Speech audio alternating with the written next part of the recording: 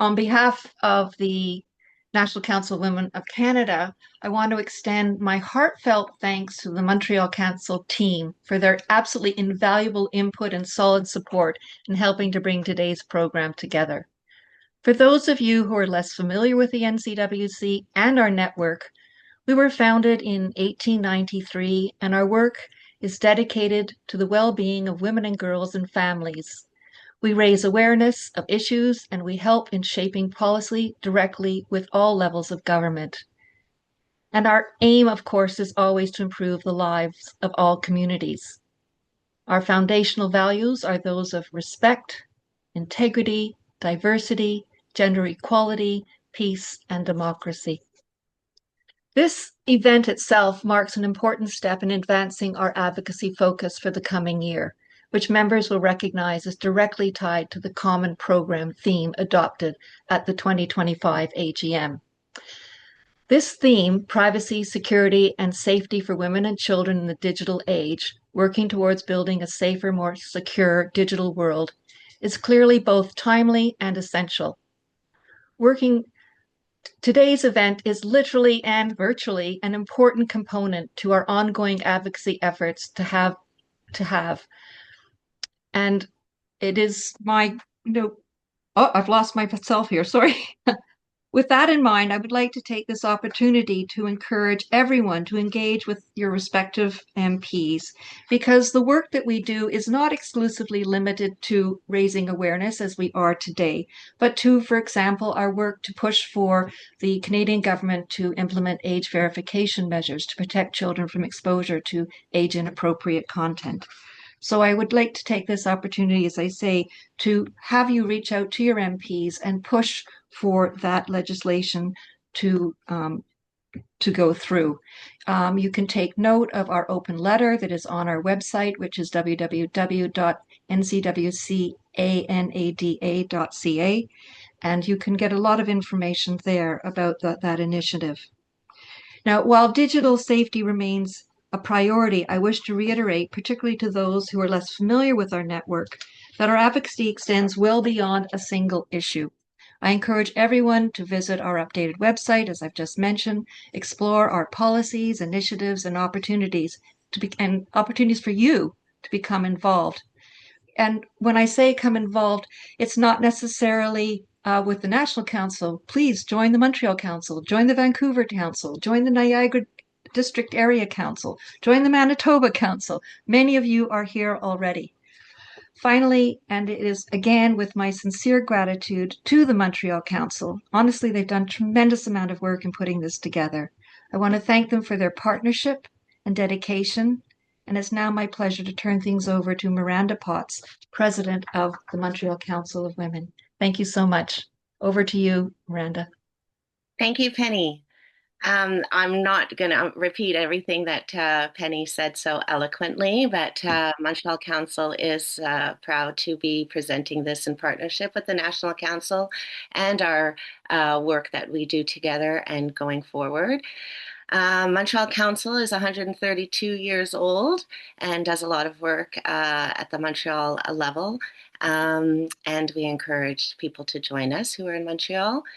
And I think I don't want to take too much more time. I want to thank all of you for being here today. It's wonderful to see all these faces. And thank you so much to, again, the National Council, our speaker, and especially Antonia, our VP of Programs, who I will pass this back to you. Happy New Year to everyone, and thank you again for being here.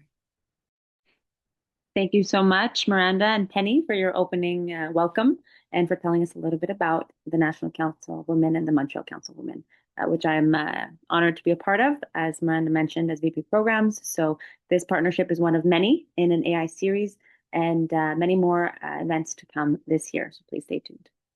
Without further ado, I will introduce our speaker, who is here to share her insights with us.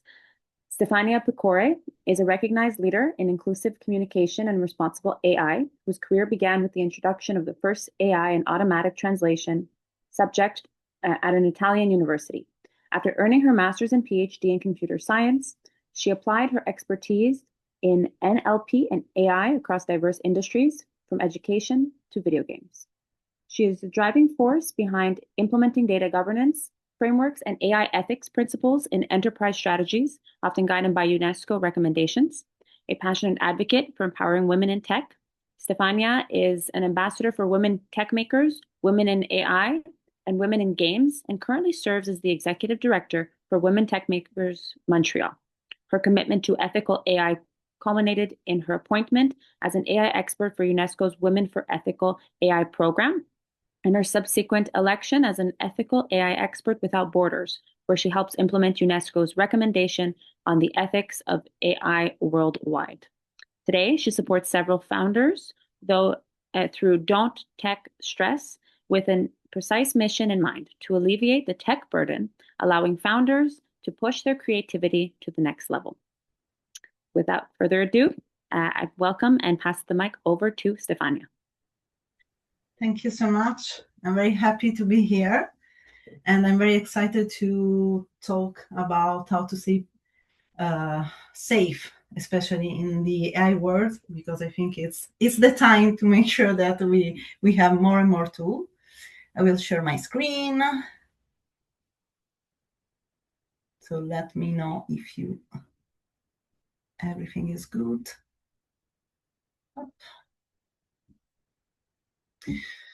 Everything is good. Can you see everything? Okay. So I will not repeat. I think I had a beautiful introduction. Again, I'm very happy to be here. I will talk about what I see in AI as a trend, but also the repercussion in what is basically anything related to cyber threat and cybercrime. And I think it's not only my day-to-day work, but it's also something that I'm very passionate about, because I think technology will stay for a lot of time. As I imagine, our session of today is more such as a tech clinic. So basically, we will talk about what are the current digital habits that I see, what are the new threats, and then some sort of prescription. So some sort of checklist, what to do, how to make sure that we can, however, follow the best practices, knowing that, and I think I will repeat that several times today, we know that AI evolves a lot and it's very rapid. This means also that whatever we saw online, especially with cybersecurity, evolves too very rapidly.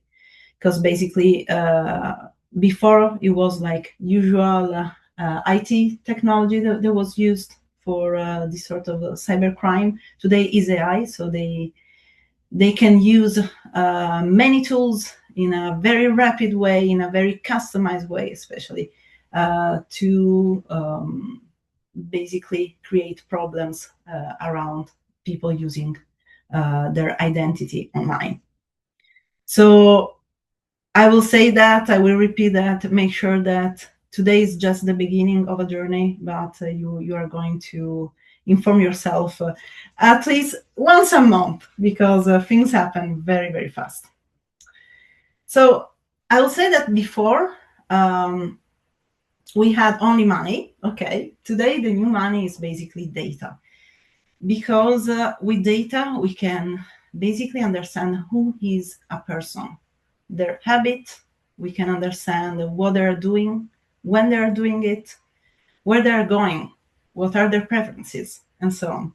So basically is the perfect recipe to make sure that we can create their identity elsewhere.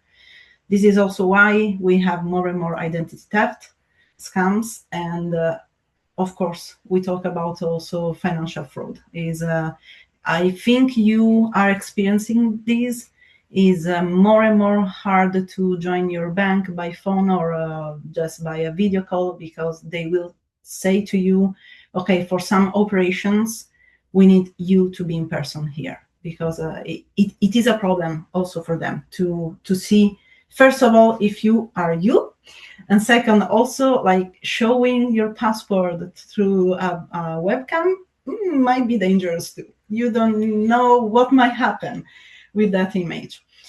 So the thing is that with AI, not only we can like be fast, but we can really create with the right data image of ourselves that is almost identical to us. So it's very hard for anyone to understand if the identity of that person is the real one or is just a fake one.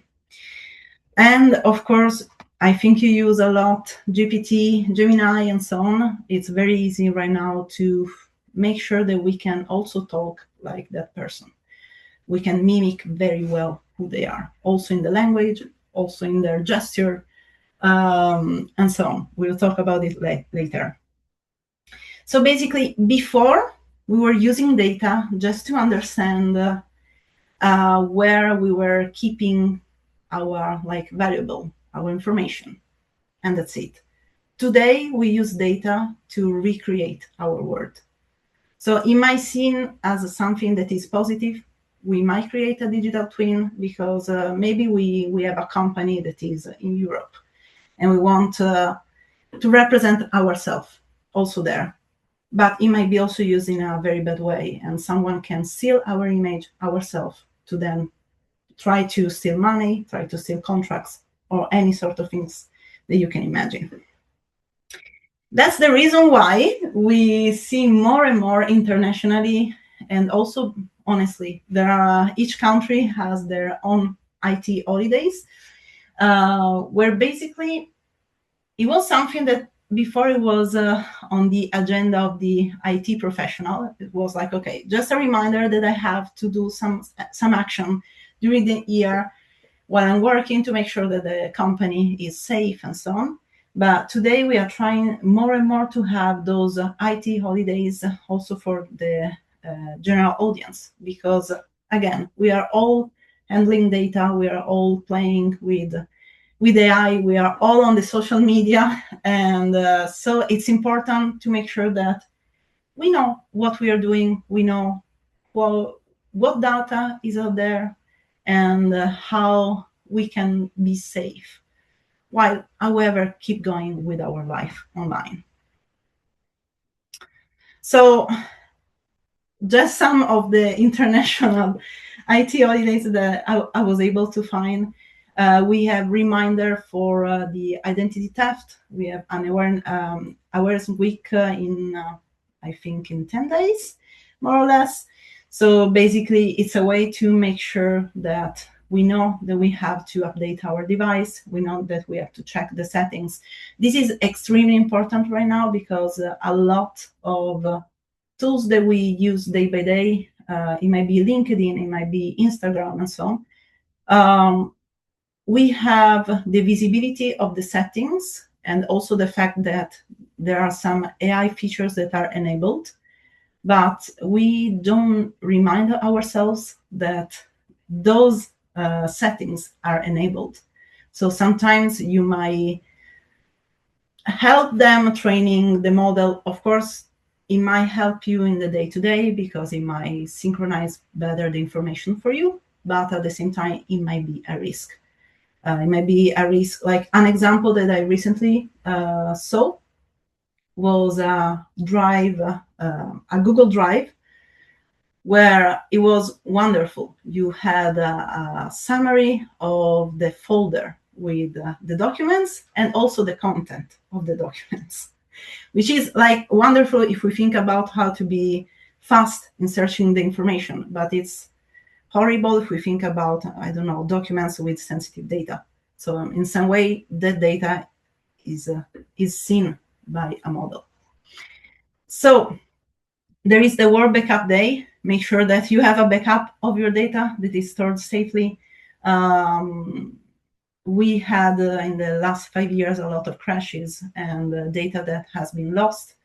So it's always important to have at least one backup, but also in a different structure. So not the same data set in the same data center or the same server or the same service. Of course, more and more, I think you are noticing that also the services are promoting the two-factor authentication. Is the only way to make sure that we are protected, not only to choose the right password, of course, but also to make sure that we have many steps before entering our favorite services. And so this is something that we should always enable. In general, we have the Cybersecurity Month on October. It's you will see also in Montreal, but also in other cities in Canada, there are a lot of events ongoing to just promote what is cybersecurity, what are the new trends, and so on.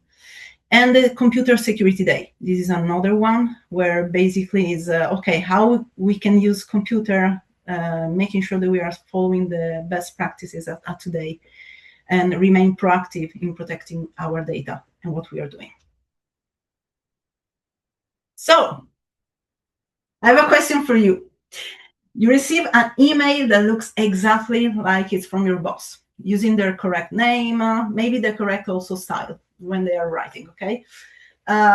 Very similar email address, or maybe exactly the same, asking you to wire funds immediately, or it might be any other request. It might also be something that is not super urgent, but however, it needs a reply.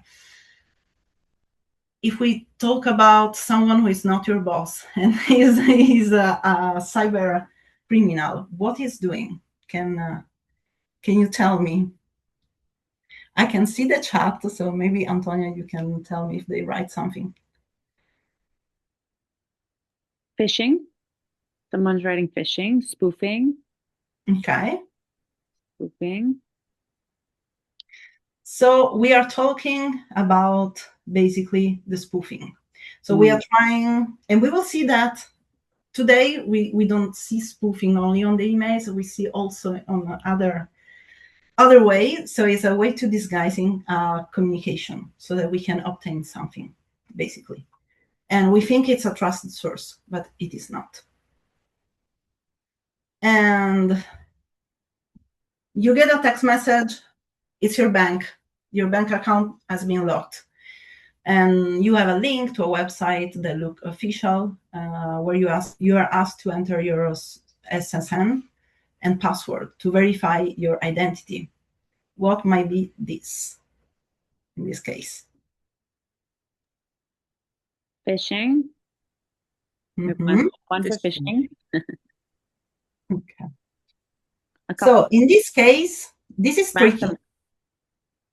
Yeah, this is tricky because it might be several things at the same time, because you can use these as we've seen before, but you can have also basically phishing in this case. So it's basically we are trying to hook you to do something for us. And it's something that is related to your sensitive data so that we can basically have access to your data and never using it. So, new threat. And now this is the interesting part. So, other question then, for now I will stop. Do you remember what is this? Have you ever seen this? It might be also not, because it has been decided that it has been dismissed for reason that we will understand. It's a lock, okay. So basically this is what, like, we could find this in the website. When we were looking at some website for the protocol HTTPS, it was something to say, hey, this website is encrypted. There is an unencrypted connection between the browser and the website itself. It was a little misleading. That's why more and more providers decided to not to use it anymore, because basically people were confusing the thing that there was this lock. It didn't mean that basically the whole site and the content itself was safe. It didn't mean that there were not malevolent content inside. Yeah, it was certified as a verified website, but it was not basically safe. It was giving to the people the feeling that when they were observing that padlock, it meant they didn't have to to double check what were they doing in the website.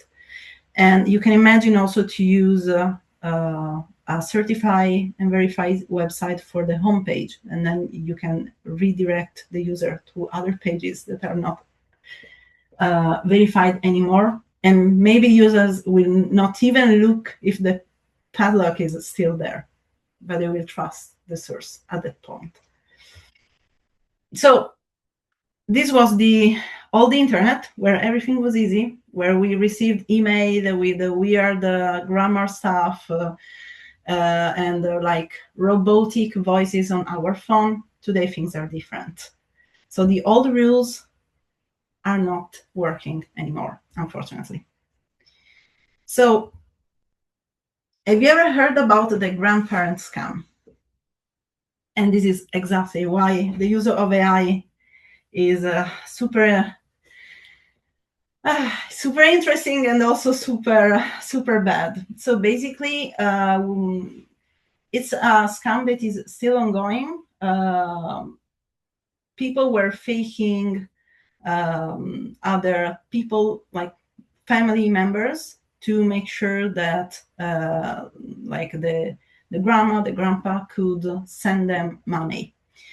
And we can think about it's because like they are trying to like they're using some like naive technique to convince them. The problem is that this kind of scam is very hard to understand also for like people that are used to have the phone, even if they are young and so on, because basically what they were doing was to recreate the personality of the grandchildren or the family member. And it's not so hard. Right now, we can have just 3 to 10 seconds of audio, and then we can recreate basically the voice of a person.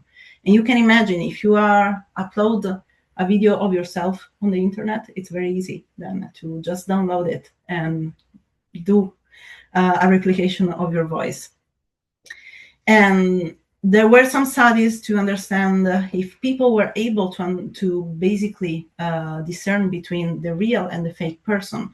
And since 80% of the voice was a match, it was really hard to understand the differences.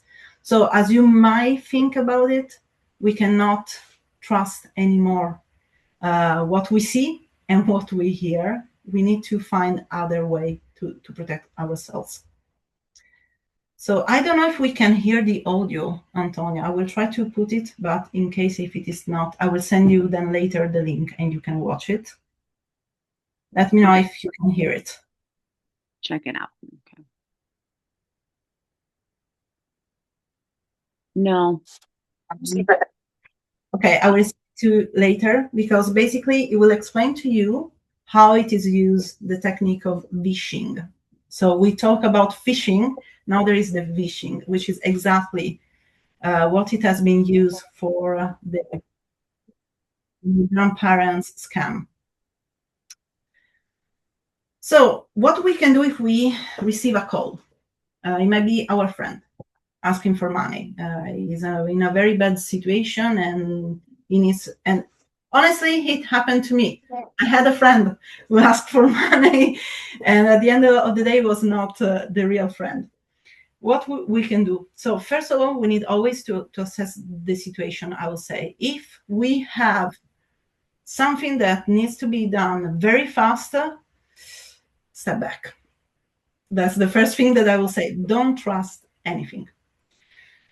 Try to have, especially in your family, some sort of code word. So if you say something, you know that the other person, it should be like absurd. The other person should reply something that is known. So make sure that you have that code. I have it with my parents. Try also, when you receive the call, right now, we can also fake the number. So maybe you can like close the call and then try to call your real friend and say, hey, did you call me? And you will see if it's the case. And again, to do this, it's important that I know that sometimes it's hard, but it's important that you step back and you say, okay, let's clarify better the situation. 5 minutes more will not change the life of a person. Ask personal questions for sure. Make sure that you can verify. But again, I find these very hard, especially for young people, because we share more and more on the internet. So it's very easy to steal the information from the internet. So try, however, to make sure that maybe there is an anecdote that you know from the childhood that you can ask them. And again, and this is the most important thing, try to reduce what you put on social media, because everything can be downloaded. Even if it should not be, even if also providers should not give the option, there is always a way to do it. So that's the first thing that you can do.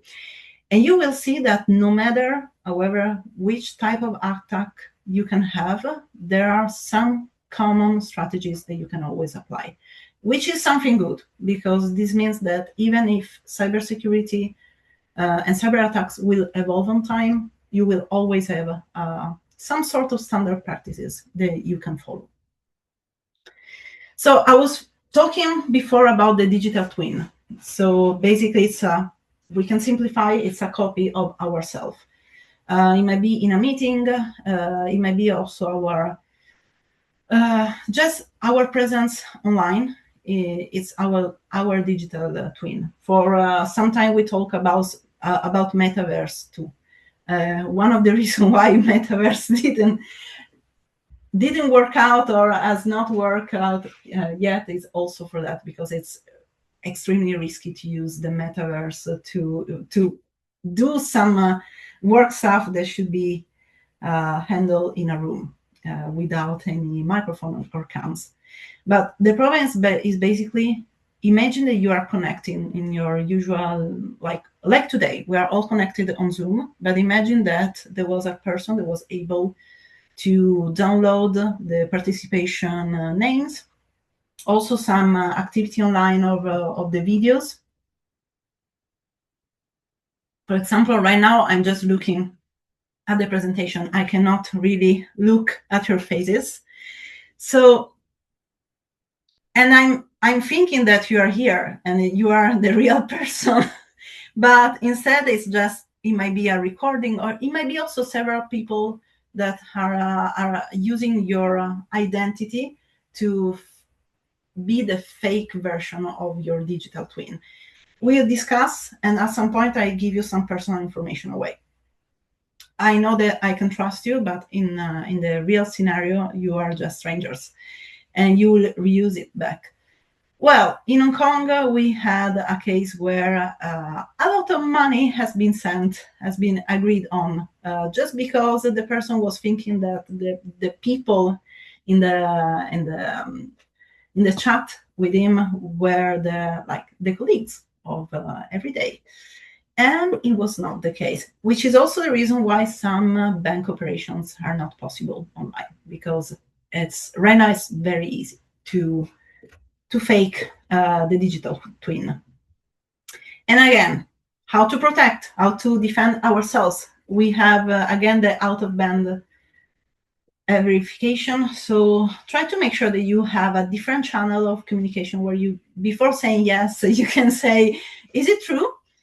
You can have some corporate code words. I saw these a lot in the video game industry, in general in the entertainment industry, where also the name of the games, and also inside the teams that can be composed by 5 people, they prefer not to use the real name of the game. They will have code name.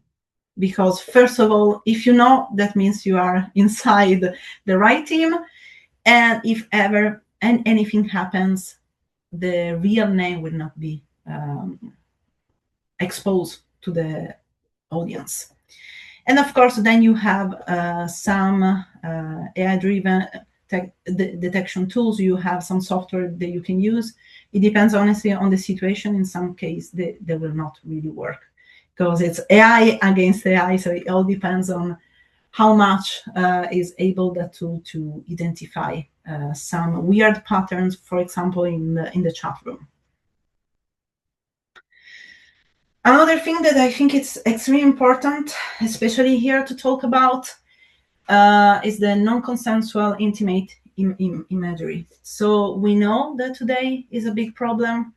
It's more and more a problem, especially for women, because we have deepfake pornography that, unfortunately, 99% of the case involve women. And it's sad in general. It's sad, especially when you think about teens. You can have very bad consequences, especially when you are in a school setting and someone will entertain himself by using this kind of bad strategy to create data, I will say. And the problem is that it's not that hard. Again, they can just take a photo from Instagram and then create a whole animation, whole video. Even if, I mean, maybe the person will not be exactly the same, but people don't know, and people talk, and people share. It's a problem of reputation. It's a problem, especially for the psychological part. You are exposed even when you don't want to be exposed. And it's very hard also to try to understand the software that are being doing that, because there are so many, and some of them have localization in a very weird server, so it's very hard also to take them down. So again, it's something that we will face more and more, and what we can do, you will see something coming back. First of all, making sure that our privacy is well set on the social media. Again, it's hard because also the providers are not sometimes respecting. They are not giving us the visibility that we should have to decide what is the best for us. But honestly, in the settings, usually you have something that you can do, at least to protect yourself for the training data that they might use to create your AI fake profile. The best thing that you can do is like avoiding having the social media. That will be your first line of defense. But I know it's very hard today, also for me. There are a lot of websites out there that will collect data, will try to steal data and aggregate data of yourself. Find those websites. You can find by just searching, like, it's basically people search data brokers website.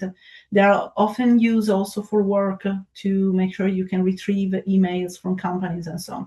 You can ask, and you should ask, to remove the data from their database. And there are several rules and laws that will protect you for that. And then you can also ask to the providers to make sure that your sensitive personal data is hidden, or at least is very hard to be found. There are some websites where you can basically search for your email and see what are the information that have been leaked. So you can always ask to those websites to clean your history for you. And I can give you then some example after. So no matter what. And again, making sure that you revise from time to time your permission and also your apps that you have on your phone. We have a lot of storage. We tend to accumulate a lot of apps. It's important that they are updated. It's important that what you have on your phone or your computer is necessary. If it is not essential, please avoid that, because it's an entry point for anything. In general, today is very hard to understand what is a scam and what is not, because as I said, we can fake our voice, we can fake our image. We are very good in now mimicking the language style, the linguistic style. So it's very, very hard to spot those signs. And it's something that not only is art, but it's also there is a sort of customization. Now scammers know what we like, what we want to read. So they really try to create some content that seems so real that it's like it's impossible that it's fake, but it is. You notice that especially on your emails, but you have it also on Facebook, for example. And the success rates are going up, which is normal. AI is improving, so scammers can be better and better in what they're doing. That's also why it is important, again, to understand how basically the tools that we have today, how they are used to create those phishing case, those scams. We know that LLMs can scrape data from anywhere, also from LinkedIn. I think you notice that maybe you receive a lot of messages of like easy job for you, and sometimes these messages will be repeated in the span of 1 week from different users. This is the case. Basically, they are using your data to give you some beautiful offer, but then you click and you might accept some malware, you might accept going to a website that is not safe, you might accept also to schedule a call to, we don't know who it is. I was involved in last year in a case where basically it was so well done that the person was accepting the offer from LinkedIn, then they scheduled a call, it was perfect. And then at the very end, like it was, everything seems legitimate. At the very end, in the contract, they were asking for the social number. I was like, wait, why? So yeah, it might go fast and very far away. Again, big rule, don't trust anything. And when there is anything related on you need to be fast, again, don't do it. There's time. There's always time. And also, one thing that you might notice is that, and however, it's a big problem right now. The attacks are everywhere. So you might have one attack on LinkedIn, but since you are using the same name on Facebook or on Instagram, in the same week you will have the same attack on those platforms. So it will be all connected, but you will not be able to understand that they are connected. So, and you can have it on your WhatsApp, for example. There are a lot of job offers on WhatsApp. They are fake agency. And as I said, making sure that you have out-of-band verification with the people that are around you. Step back. You should have multi-factor authentication also enabled. Search yourself on the internet, but honestly, search yourself also on your AI tools. Ask ChatGPT who you are.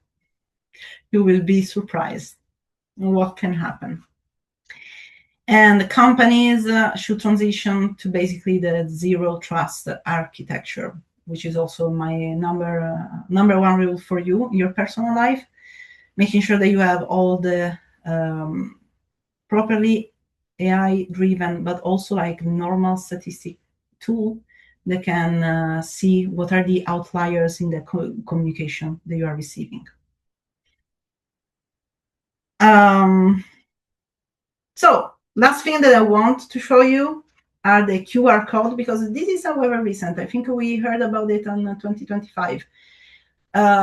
This is basically something that happened after COVID, because if you remember, we're not able to use the menu, like the paper menu. So they decided to put QR code everywhere. And so QR code now are common.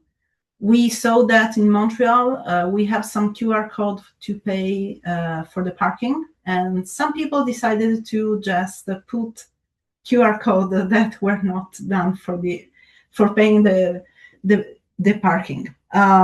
This means that basically you need to check. It's very hard because you need, even before clicking for the website. So I think you know how it works. You just scan the QR code, you see a little website, you click. And it's very hard already to see what you are clicking, because you will not see the overall website. And again, you can also mimic the website itself. So pay attention. If you can, try to avoid the QR code. whenever you can. It's very easy right now also to basically scan for documents. So again, always the same. Don't trust. Step back. Think before you scan, and that's the first thing that you can do to save yourself. Try. I know that is very hard. I know that is like it might create frustration. When you use your AI tools, you have the option to opt out of the AI training, and especially the history. And I know it's frustrating because that means that you cannot have your chat forever. So you need to rewrite everything. But it's a way to protect yourself, not to sell your data, and especially to avoid that it is used or it is misused elsewhere. Try when you buy something to see the data retention. And if you have a company, please have a data retention policy because it is extremely important. And also, when you use a prompt, you can also ask these tools without putting the real data. Just anonymize it or just create something else that is similar. If you use LLMs, please local LLMs if you can. That would be amazing. And again, check regularly settings, policies, changes, and so on. Providers are more and more hard to tell us when they are changing things. So the first thing that you can do is you do it by yourself. Is my first suggestion. So I promise a checklist. You can also take a screenshot now, or I think it will be sent to this presentation. But again, set a family safe word, 2-key security, password manager. That's extremely important so that you don't have to remember everything, and especially you can create a very complex password. Step back, anything happen, you have the time, keep your software updated, don't trust anything, anyone, and read what you are doing, read the policies, read the terms and conditions. I know it's very hard, it's a pain, but it's better for you. And especially try not to put everything of your life out there, because if you put what you're doing, your videos, where you are going, you are easily trackable what you're doing. So making sure that you don't do that. And I think this was the last slide.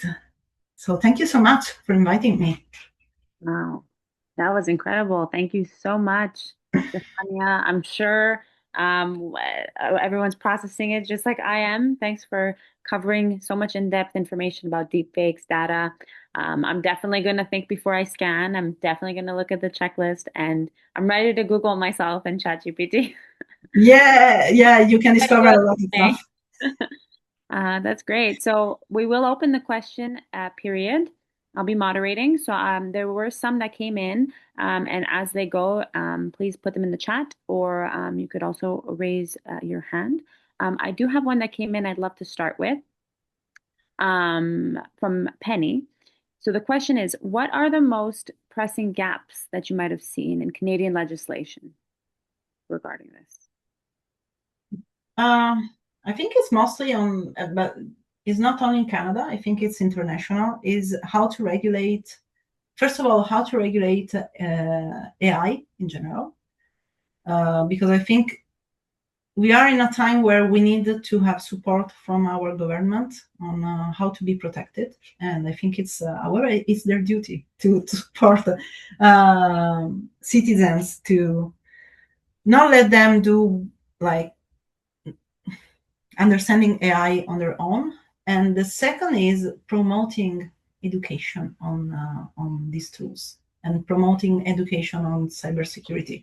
If people are educated on those subjects, I always say the same. I think that when several years ago, we received a call from I don't know, hi, we are the CRA, and we want to tell you that you have a pending operation with us, and so on. Maybe at the very beginning, it was very hard for the person to understand there was a fake call, but today we know. That's it. We should have the same for any AI and cybersecurity threat out there. Mm-hmm. I see. And then there was a question also in terms of, deep fakes and not having this legislation around taking them down, for example, or tracking it. How does it work when if we have servers in the US? Can you repeat the question about the US part? Oh, if we have servers that track the data in the US. Oh, so in terms of legislation and how to, it's true that we have gaps also on what we do when we discover that something is wrong. But I can say that, so first of all, my first thing that I will say is that I know that sometimes we have no choice, but when we have choice, we should, however, making sure that we have our services where we can act. So in Canada, that's our first thing.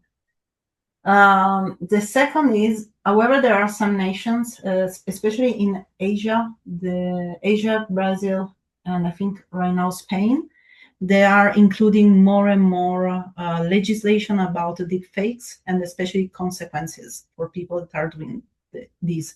It's not only you will pay for it, is okay, if you do this, you can go to jail for several years. And I think that should be the right direction. And I'm very sad to say that, because honestly, we should not even have this kind of problem. Right. Understood. In terms of ChatGPT, Yeah. if I want to say Google yourself, if you search into ChatGPT about yourself, would that information increase your visibility on AI or your risk by inputting more information about yourself into the system? So if you only search about yourself, no, you are just searching, you are just asking a question to the model and that's it. But if you put something around yourself and your activity, then can be crossing what you are doing online and then can be reused for training to then reply even better to the question who you are. Okay. Yeah, and then for ChatGPT, having pro versions any safer, or is there no difference? That's very controversial because I will say what I said about history and like information retainer should be valid for any plan. I think they claim that you are more like you have more control in the pro plans. The problem is that I think at the end of 2025 there was someone who cited OpenAI in a court, and they basically asked a tricky question around we want to see some data around a subject, and they replied, we can't, because otherwise we will be against our user and what we told them, that we will not share the data. And then the judge say, yeah, but honestly, you also said that you will not record the data for so long. So why you have the data? So I will say it's very hard. Again, first rule, don't trust. That's it. It's as easy as I know. It's not for. It requires a constant active attention to do this. It's very hard because it makes that also very hard. But that's it. Okay. So taking a look at it and just actively thinking what it could potentially be behind. Yeah, exactly. Making sure that you don't pass, like you don't write anything there that might think in this way. If in 10 years someone will expose you for what you are asking to ChatGPT, would you be afraid, scared, or anything bad, or not? If the reply is not, you're good to go. If there is something that I don't want, okay, let's find in another way. That's a good point. Before I continue with the great questions we have coming in the chat, I did see a hand before, so I just wanted to circle back if anyone had a hand question, or I can continue from the chat. I don't see it anymore, okay. So moving on to the chat, I have a question here. Do you have a suggestion? Oh, we do have okay, we'll take the hand. Eva? Hi. Hello. Thank you. This was so inspiring and very much needed. I want to just put everything you say in my brain like a cream or something, just rub. Thank you.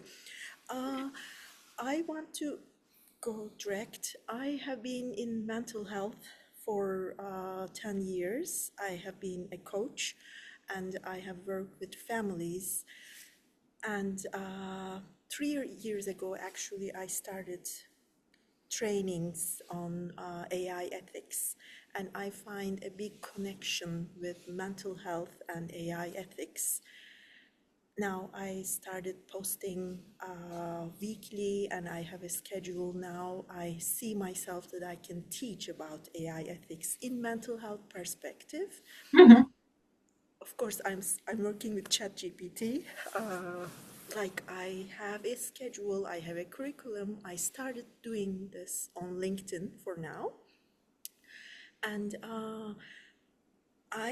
I wanted to ask you, what is your suggestion as like the new next step? Because I've been working with schools on mental health, ADHD, and learning challenges.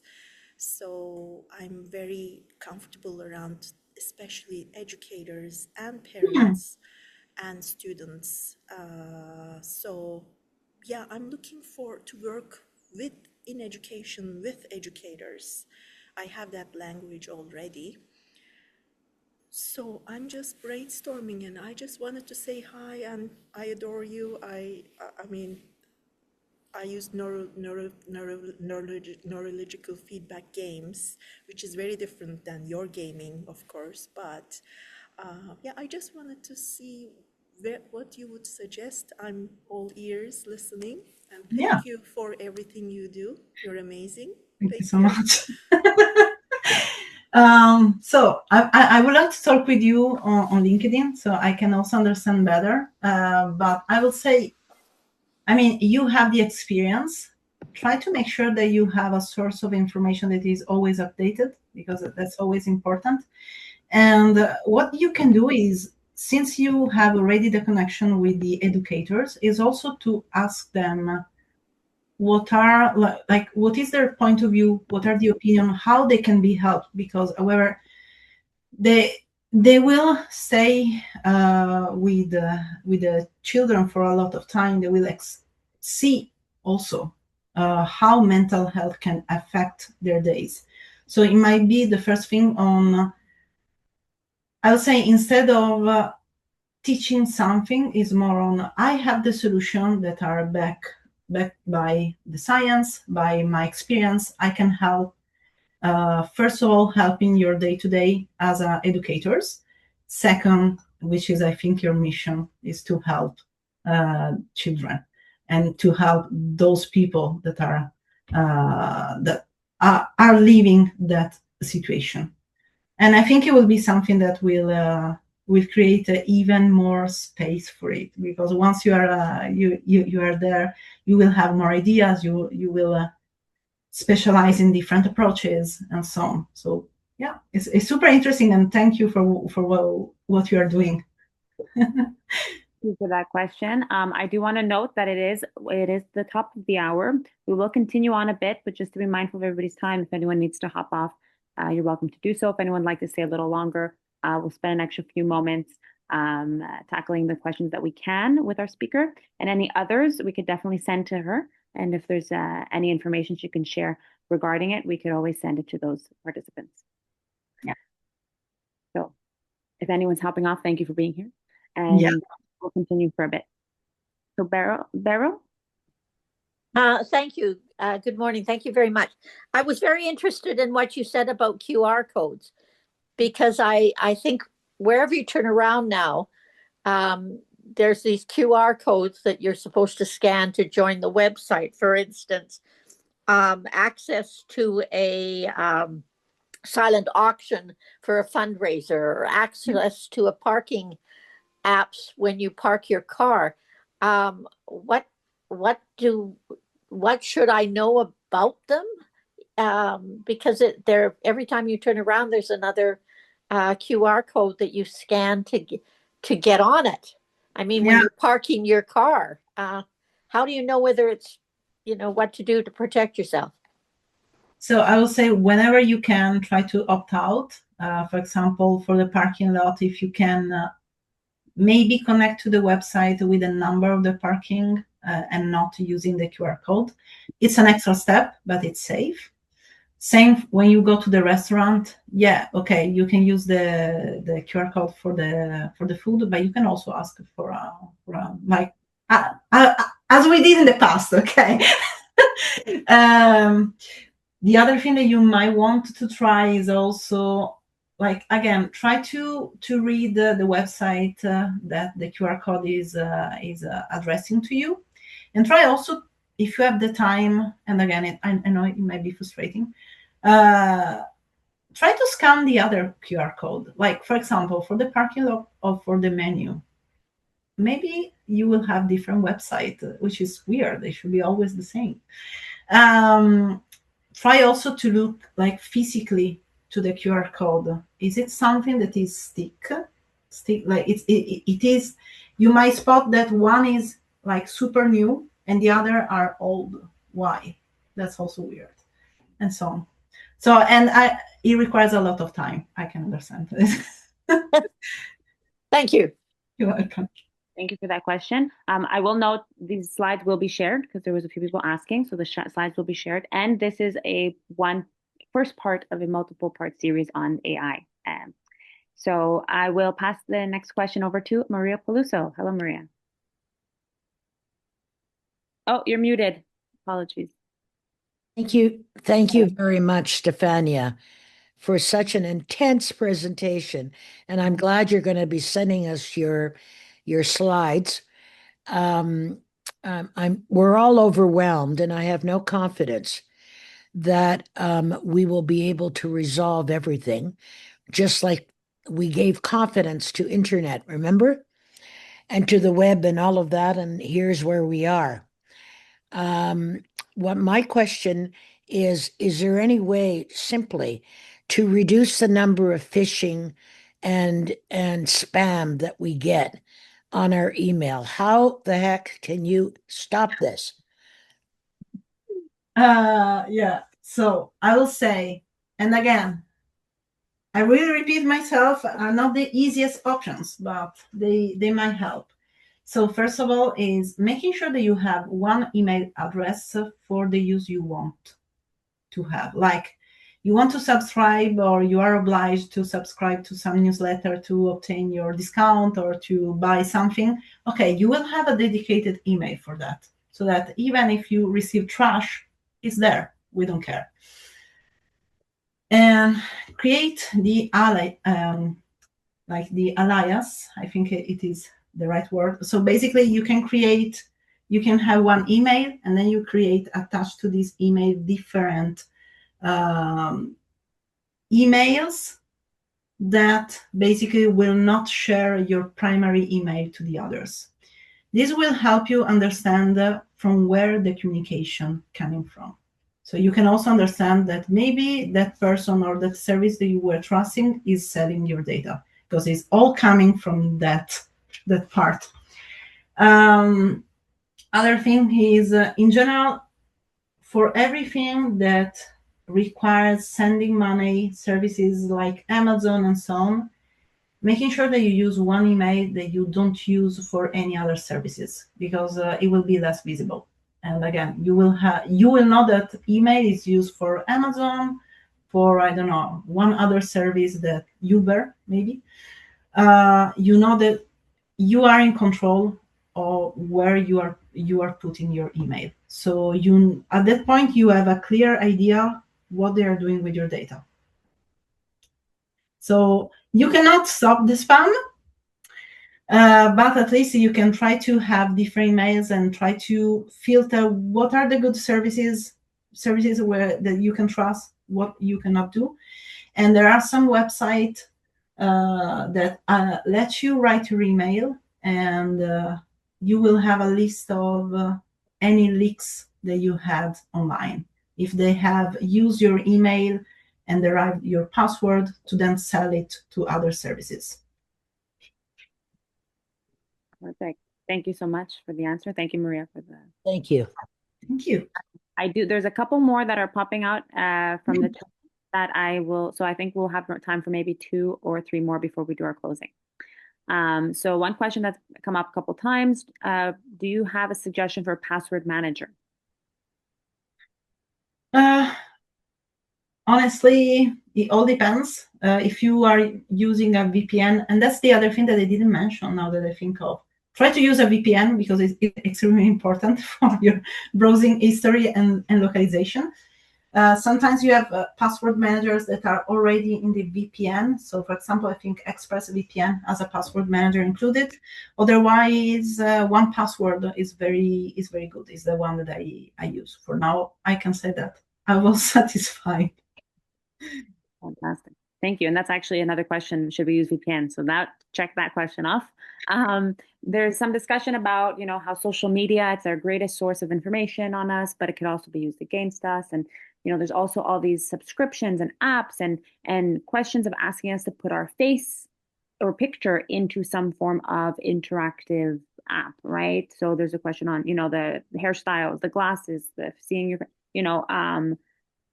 creating your face in different ways, right? Good, bad? Any feedback on that experience? Should we avoid?